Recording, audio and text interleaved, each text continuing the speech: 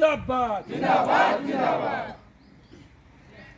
आज भारतीय जनता पार्टी सांगठनिक पर्व चली से सांगठनिक पर्व अवसर रे आमर बूथ सभापति मंडल सभापति एवं जिला सभापति घोषणार प्रक्रिया समाप्त होगी।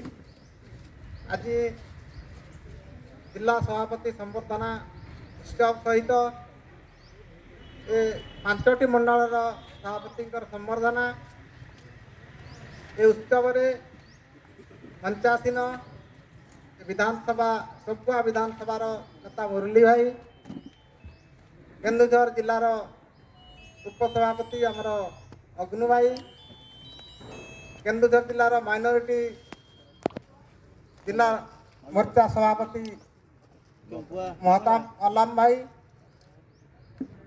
एवं राज्य महिला मोर्चार उपसभा नेत्री भौणी रश्मिता भौणी, झरणा भौणी एवं समस्त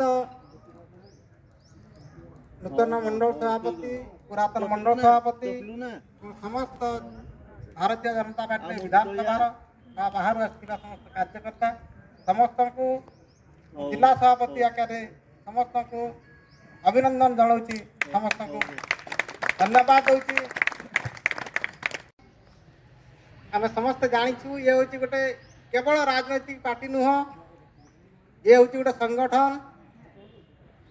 ये संगठन यार पुणी मातृरूपी संगठन अच्छी राष्ट्रीय स्वयंसेवक संघ तार ये राजनैतिक क्षेत्र।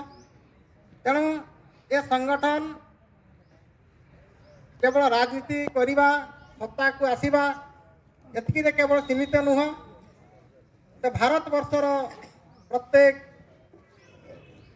जनता को एकत्रित करी भारत पाई समर्पित भावना निर्माण करी भारतीयता व जातीयता बोध रे समस्त को अनुप्राणित करी एक भारत श्रेष्ठ भारत गढ़ा ये जो लक्ष्य आज धीरे धीरे तार शेष पर्याय आड़ आसूची।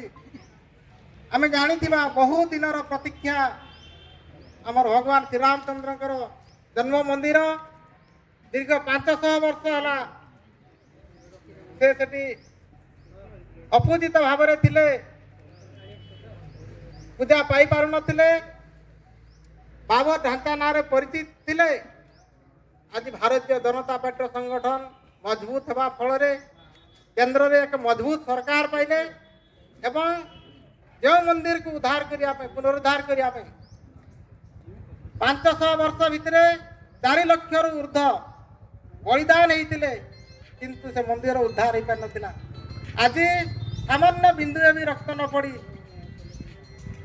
शांति श्रृंखला भाव में समस्त श्रद्धार सहित आज राम मंदिर आम पाई पारे।